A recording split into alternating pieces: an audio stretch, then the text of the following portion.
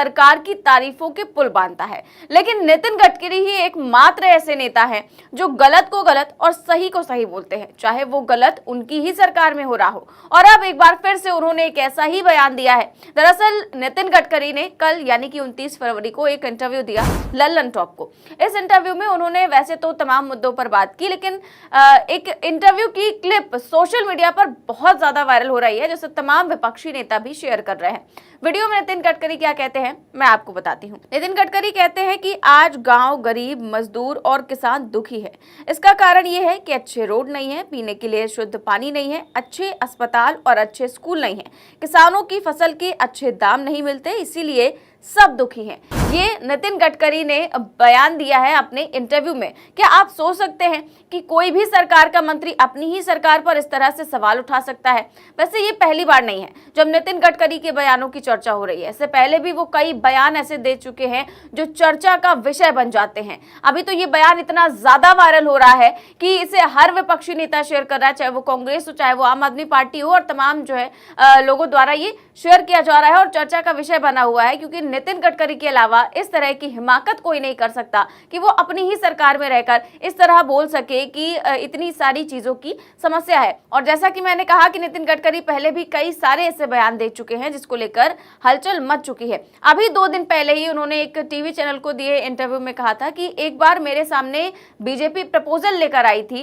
कि आपके बेटे को युवा मोर्चा का अध्यक्ष बनाना चाहते हैं, तो मैंने कहा था कि ठीक है, उसको बना दो, लेकिन मैं रिजाइन कर दूंगा। उन्होंने कहा कि मैं जब तक हूं तब तक मेरे परिवार से कोई पॉलिटिक्स में नहीं आएगा। इसके साथ ही उन्होंने ये भी कहा कि मुझे बताया जाता है कि ऐसे कपड़े पहनो, ऐसे भाषण दो, मुझे तो लिखकर भी दिया जाता है, जैसे कि सरकार के हर नेता को लिखकर दिया जाता है कि क्या बोलना है क्या नहीं बोलना है, लेकिन मैं वही बोलता हूं जो मेरा मन करता है, मैं पढ़ा हुआ कभी नहीं बोलता। तो ये जो है बातें केवल और केवल नितिन गडकरी ही कर सकते हैं। इसके अलावा उन्होंने, आपको याद होगा, पिछले साल एक बयान दिया था कि जो अच्छा काम करता है उसे कभी सम्मान नहीं मिलता और जो बुरा काम करता है उसे कभी सजा नहीं मिलती। उनका ये बयान भी खूब वायरल हुआ था और कहा जा रहा था कि वो अपनी ही सरकार पर निशाना साध रहे हैं, क्योंकि उनकी सरकार में आपने देखा है कि जितने भी भ्रष्टाचारी होते हैं उन्हें जो है प्रमोट कर दिया जाता है, उन्हें तो उप मुख्यमंत्री बना दिया जाता है, लेकिन जो अच्छा काम करता है उसे कभी अप्रिसिएशन नहीं मिलता, जैसे कि नितिन गडकरी। और इसके अलावा उन्होंने, आपको याद होगा कि बयान दिया था कि घोड़ों को नहीं मिल रही है घास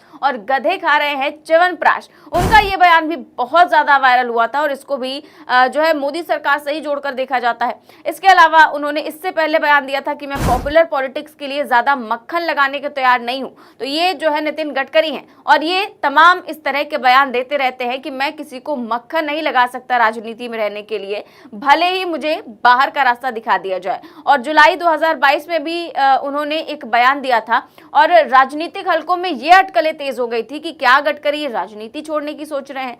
तब उन्होंने कहा था कि हमें राजनीति का मतलब समझने की जरूरत है, क्या ये समाज की भलाई के लिए है या सरकार में बने रहने के लिए। आज की राजनीति सिर्फ ऐसे ही हो चुकी है कि केवल सत्ता पाने की राजनीति है। मैं कभी कभी सोचता हूं कि मुझे राजनीति छोड़ देनी चाहिए, राजनीति के अलावा जिंदगी में और चीजें हैं जो की जानी चाहिए। और तब बड़ी बड़ी हेडलाइंस चलाई गई थी कि नितिन गडकरी जो है क्या वो राजनीति छोड़ने के बारे में सोच रहे हैं। और 2022 के अगस्त में ही नितिन गडकरी ने यह भी कहा था कि मौजूदा सरकार फैसले लेने में काफी देर करती है।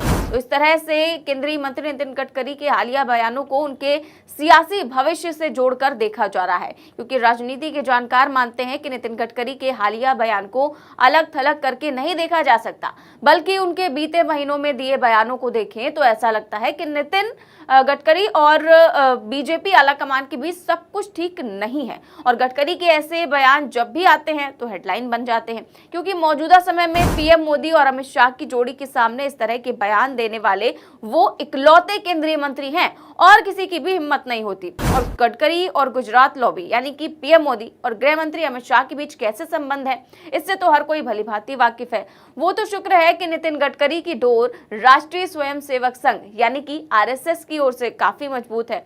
और मोदी जी कितने भी बड़े बन जाए, लेकिन भाजपा की कमान अभी भी आरएसएस के हाथ में है। और यही वजह है कि गुजरात लॉबी के कि लाख नाराजगी के बावजूद नितिन गडकरी अभी भी सरकार के एक अहम स्तंभ बने हुए हैं। हालांकि गडकरी के भविष्य को लेकर तमाम तरह के कयास लगाए जाते हैं, तमाम तरह की अटकलें लगाई जाती हैं, क्योंकि ये तो साफ है कि मोदी जी ने गडकरी को साइड लाइन करना शुरू कर दिया है। इसकी एक झलक पिछले साल तब देखने को मिली थी जब गडकरी को भाजपा की सर्वोच्च नीति निर्धारक संस्था संसदीय बोर्ड से बाहर का रास्ता दिखा दिया गया था। इससे ये तो जाहिर हो गया था कि गुजरात लॉबी अपने शासन में गडकरी को और बर्दाश्त करने के मूड में बिल्कुल नहीं दिखाई दे रही है। दरअसल गडकरी से गुजरात लॉबी की नाराजगी की वजह सिर्फ यही है कि मोदी जी और शाह को सच बिल्कुल भी बर्दाश्त नहीं है, और वो चाहे उनकी कार्यशैली को लेकर हो या फिर देश के बदतर हालातों को लेकर। और गडकरी की गलती सिर्फ इतनी है कि वो समय समय पर अपनी ही सरकार को आईना दिखाते रहते हैं। गडकरी कई बार सार्वजनिक मंचों से भी साहिब की सरकार